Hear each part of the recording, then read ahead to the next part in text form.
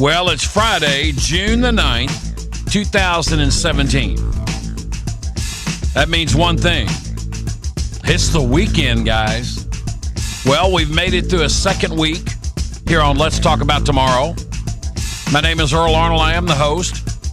I'm really glad and thankful you guys have hung around with me for 2 weeks. We've had a great time. We're going to have a great show today. But first, my opening comments. Stick around.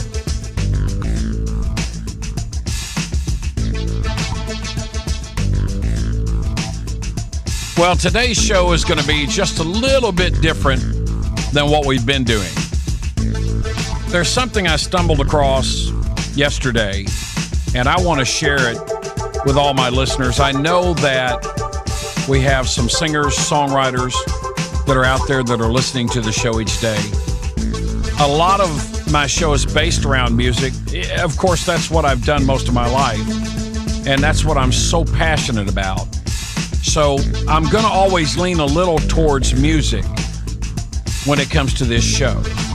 And speaking of music, if you remember last Friday, I introduced you to a song that would help us get fired up for the weekend ahead of us.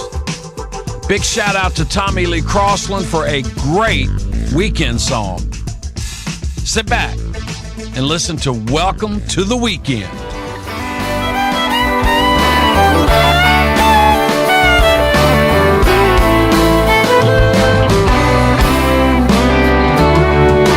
Come on, girl, it's getting late. We gotta head on down to our favorite place. You know it's happy hour 2 for 1.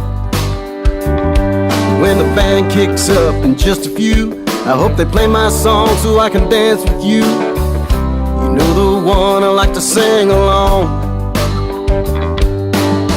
It's been one hell of a week, and we're still going strong. We ain't about to leave till we get our party on. Welcome to the weekend, gonna do a little drinking. Baby, I was just thinking, I don't have to punch that boss man's clock for the weekend. Maybe we can just sleep in, even get a little loving in. Yeah, our night's about to rock. Oh, yeah. Welcome to the weekend. I tell you what, Tommy Crossland wrote one there. It's going to be on the show every Friday. We got to have it. We all look forward to the weekend, and man, what a great time. Well, I want to do something a little different today. I stumbled across an artist yesterday, a female country singer. I'm not going to mention any names because I've actually reached out, and I'm going to try my best to get her on the show. I want to interview her because I saw something in this young lady that was so powerful, so strong. I mean, it's one of those things to where I get surprised every so often. And there's always an artist out there somewhere who's going to pretty well knock my socks off. I've heard 3 or 4 of them throughout my lifetime, that are not already famous. And I'm talking about somebody who's pursuing to be that next megastar or what have you. I stumbled across this girl on a feed that came on my Facebook line or my Facebook page.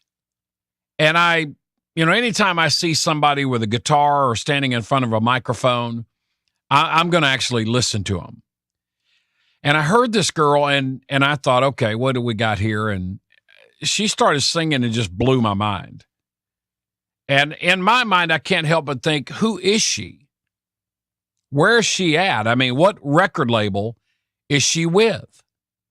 Because she was just that amazing. In my mind, I thought she's got to have a record deal with somebody. So I started doing my research. I found her management team. I even reached out to them. I'd love to have them on the show to do an actual interview. But let me tell you what I wanted to talk about today, just from that happening. I want to talk to any singers, any songwriters out there that are truly wanting to make it. Now, I don't mean just a hobby. We all have hobbies and they're great. I'm talking about the very few handful out there that really do want to make it and become one of those next hit songwriters, one of those next megastars. You're the ones I'm talking to today. I have been very, very fortunate and privileged to work with a lot of singers, a lot of songwriters over the years. Out of the ones I've worked with, I can name 3 or 4 on my hand that were really all that. And to me, the talent, the look, everything was there for them to be that next big thing. What I saw in this young lady, though, was something that was just so amazing. It was undoubtedly her life ambition and goal to pursue music to become that next big artist. I started watching video after video. I went to her website. I was totally amazed at everything that this girl has done over the years, pursuing what she loves. When I first saw her website, I thought, man, this girl spent $1 million just on her website. Now, I know a website doesn't cost $1 million. You can do one this day and time for little of nothing. But when I saw it, the perception totally knocked my hair off my head. I was like, man, what a website. And as I kind of, searched through the website, looking at all the different stuff, I saw all these videos after videos after videos. I saw live streams. I saw audio clips of I don't know how many songs. And I mean, it looked to me as if this girl just decided one day, this is all I'm going to do. Now, I know she had to make money from somewhere and she had to make a living. I don't know if she came from a wealthy family. I really don't. I don't have any of that information. That's the biggest reason I'm not throwing her name out, because I want to speak to her herself. I want to talk to her and find out more about her. What I really want to find out, though, is where that inner strength comes from for her to just go after it. I mean, in such a powerful way, I was like, wow. And it seems as if she has done this in a fairly short period of time.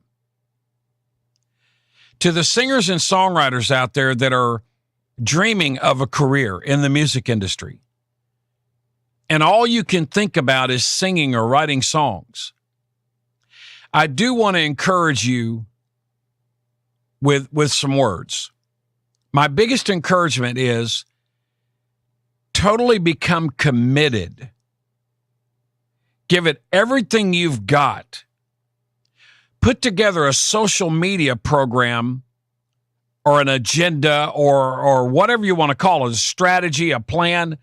Put it together to where it is totally fail-proof, that there's just no way you can fail. I started looking at these different videos on YouTube, and the ones that were professionally produced music videos, I saw 30,000 views, 40,000 views, 50,000, 30,000, 40,000. I'm not seeing millions of views like I would if I were looking at a Taylor Swift or Carrie Underwood music video. I don't think this young lady is actually signed with a record label. If she's not, I cannot imagine why she's not. I don't know if record labels maybe have not seen her yet. They haven't heard her. I'm not sure. But I can tell you this.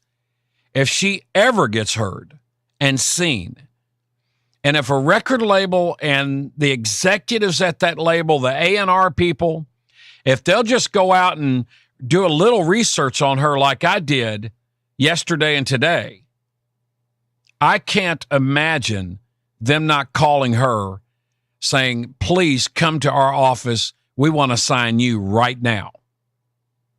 One of the things that I did notice, she had a live stream YouTube channel that she would actually do a 15, 20-minute video. It seemed like once a week. And she would answer questions for anyone visiting that live stream. And she would sing 3, 4, 5 songs that she has written, totally sharing with her fans and maybe new potential fans. This girl was, on the screen all the time. It's almost as if in my mind, I'm thinking, man, she must have $1 million to live off of, because I don't know how in the world she could do that and find the time to do it. But I'm not so sure that that's the answer. I don't know if she came from money. One way or another, I'm going to find out more about this girl, and I'm going to share it with my listeners as soon as I find out more information. I want to give her name out so bad right now, it's killing me, because she's just that good. And she's one of those that I know you would love her if you heard her. She's amazing. And I just want any singer and songwriter out there that is listening, it takes a lot of work. I just interviewed Marcy Mitchell earlier in the week. Marcy is one half of the Dirt Road Daisies. Holly Nicole Smith is the other half. These two girls are phenomenal. Great vocalist. Both of them have the look. They've got the personalities. They've got the attitudes. They're in and out of songwriters' nights. They are just fighting the scene, doing everything they can to make it. I plug them as often as I can. If you have not heard the Dirt Road Daisies, go out and listen to them. Find them. Follow them. Like them. They're fantastic. I had a small part in some production with them. Loved every minute of it. These two girls are very similar to this other artist I'm talking about. It takes a lot of commitment. It takes so much time. It's very, very hard work. If you think that it's going to be easy, just quit now. It's not. There's nothing magical that happens. If you're one of those that think you're the greatest thing since sliced bread and somebody's just going to walk up and discover you, it's just not going to happen that way. Those things are hidden in the past, and I'm not saying that it can't happen. That's just not typical this day and time in the industry. I heard someone say one time, if you're getting in the music industry just for the money and that's it, don't even bother. Because in all reality, you're going to pretty well stay broke for a while. You don't walk into the music industry and make $1 million immediately. It doesn't happen that way. Man, I wish it did. If it did, I think everybody would probably be in the music industry. I don't want to bore you to death with what I'm talking about, but I'm very serious, because when I saw this young girl, it really moved me in such a way, because I'm older. I've been in this industry in so many different ways, for over 30 years. And I've seen the ups and downs of it. I've seen hearts get broken. I've seen people get just crushed. It is not an easy industry by any means. I just don't want to sugarcoat it for anybody. And I'd rather jump out here and tell you the truth.